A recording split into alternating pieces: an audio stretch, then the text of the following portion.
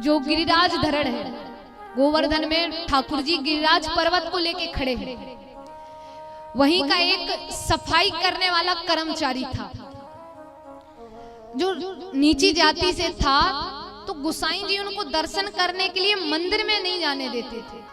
जो सफाई करने वाले कर्मचारी होते हैं उनको मंदिर में प्रवेश वर्जित था। तो वो कर्मचारी बाहर सफाई करे और जो भक्त अंदर से दर्शन करके बाहर आए तो उनसे कहें, अरे आज लाल जी ने कैसा श्रृंगार किया था, आज भगवान कैसे सजे खड़े हैं।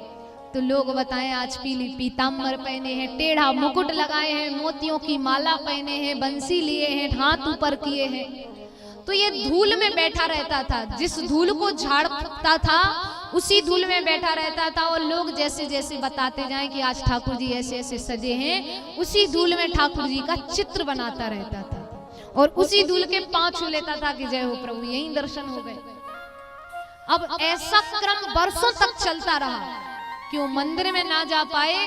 तो जो बाहर लोग आए दर्शन करके उनसे कहे, आज ठाकुर जी का श्रृंगार कैसा था।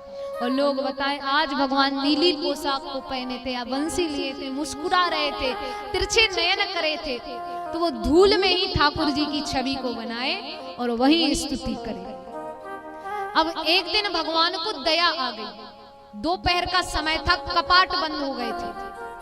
आप वृंदावन दर्शन करने को जाएंगे तो यहाँ 12 बजे तक दोपहर में दर्शन होंगे, फिर शाम को 4-5 बजे के बाद ही दर्शन होंगे। और कई लोग कहते हैं कि इस बीच में दर्शन इसलिए नहीं होते क्योंकि भगवान सो जाते हैं, बल्कि भगवान सोते नहीं हैं। ये भगवान की लीला का समय होता है, क्योंकि वृंदावन भक्त जो जाते हैं वो बड़े भावुक हो जाते हैं। तो भगवान कब किसके साथ क्या लीला कर दे, वो लीला करने के लिए जाते हैं, इसलिए कपाट बंद रहते हैं। क्योंकि लगता है इनको देख के टेढ़ी टांग वाले कभी ठीक से सोंगे, दिन में भी वो भी। तो ये लीला का समय होता है। तो भगवान को दया आ गई कि पंडित जी, पुजारी जी इनको मंदिर में आने नहीं देते, धूल में दर्शन करता रहता है। तो भगवान ने क्या किया, ऊपर की अटारी पे भगवान लंगड़ी खेलने लगे। वो पांव से गमक गमक के खेलते ना, कूद कूद के। तो भगवान कूद कूद के वहीं पर खेल रहे हैं।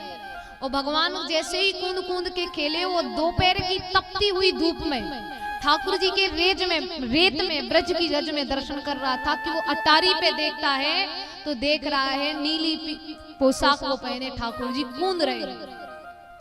अब जैसे ही ठाकुर जी कूद रहे हैं, ठाकुर जी के गले में हीरे चमक रहे हैं। वो कह रहा है, ये कौन इतनी दोपहर के समय में अटारी पे है, वरना पंडित जी तो देख ले तो सीधे भगा देते थे। अब इतने में ही ठाकुर जी उसको चिल्लाने लगे, अरे इधर आओ, कांटा लग गया है। वो कह रहा है, अरे ये तो ठाकुर जी हैं, ये मुझे बुला रहे हैं। वो बोले, वो गोसाई जी मुझे दर्शन नहीं करने देते, ये मुझे मंदिर में बुलवा रहे हैं। खुद काम टेढ़े करते हैं और हमारे भी टेढ़े काम करवा के हमारी भी पिटाई कराएंगे। ठाकुर जी कह रहे, अरे भैया जो तुम धूल में खड़े हो दर्शन कर रहे हो, तुम्हें ही बुला रहे हैं, देख कर रहो है, आजा। अब भगवान ने फिर कहा, वो फिर देखने लगा। अब भगवान रोने लग गए कि जल्दी आओ, कांटा लग गया है। वो देखते देखते अटारी पर जा रहा है, मूर्छा आ जा रही है। ठाकुर जी के तिरछे नयन, बिल्कुल सांवले रंग में बिहारी जी, घुंघराली लट, हीरे मोती से दमक रहे हैं। वो आधे होश तो वहीं खो बैठा। और ठाकुर जी ने जैसे ही उसको अपने पास बुलाया कि उसकी गोदी में अपने चरण रख दिए, और चरण रख दिए तो वो कहने लगा, महाराज कर क्या रहे हो, पुजारी जी दर्शन करने नहीं आते क्योंकि हमारी जाति ऊंची नहीं है, और तुम हमसे छुप रहे हो, अपने चरणों को मेरी गोदी में रख दिया है, क्या कर रहे हो। भगवान ने कहा, कुछ नहीं, कांटा निकालो, बस कांटा निकलवा रहे हैं। तो हाथ से कांटा निकालने लगा, कांटा नहीं निकला। तो ठाकुर जी ने अपने चरण उसके मुख पे रख दिए कि मुख से कांटा निकालो। ये तो वही बात हो गई कि भक्त कह रहा है, इतनी कृपा मत करो, और भगवान कह रहे हैं, हम पूरी कृपा के भंडारी तुम पर खोल देंगे। सोचिए, भगवान के चरण मुख पे रखने को मिल जाए। तो वो उसने मुख से वो कांटा निकाला। इतने में ही ठाकुर जी कहने लगे, अरे आज गोसाई जी ने दाल बाटी बनाई है, हम वही खाने को जाएंगे। और भगवान थे सो उसके कंधे पे बैठ गए, बोले चलो लेके। बोले देखो मंदिर का तो ठीक था, किसी ने देखा नहीं, हमने आपका कांटा निकाल दिया, आप कंधों से तो नीचे उतर जाओ, वरना बाहर लोग देखेंगे क्या क्या कहेंगे कि सफाई करने वाले के कंधे पे बैठ के भगवान घूम रहे हैं। बोले कोई कुछ नहीं कहेगा, तुम तो लेके चलो। अब वो थे सो कंधे पे बैठा के भगवान को गुसाई जी की कुटिया में ले आए।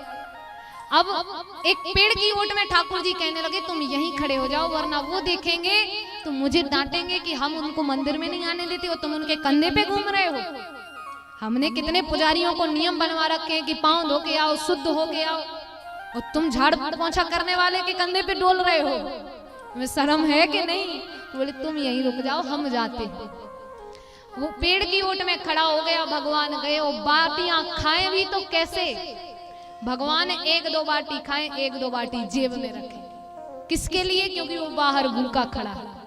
अब भगवान ने भोजन करे, भगवान खड़े हुए, भगवान खड़े हुए तो भगवान की पोशाक जो थी वो फैल गई, बाटियां ही बाटियां। गोसाई जी बोले ये कहाँ ले चले? अरे बोले वो खड़े हैं। बोले कौन खड़े हैं? अब ठाकुर जी को लगा फिर डांट लगेगी। गोसाई जी ने हाथ पकड़ा, ठाकुर जी का पेड़ की ओट में पहुंचे।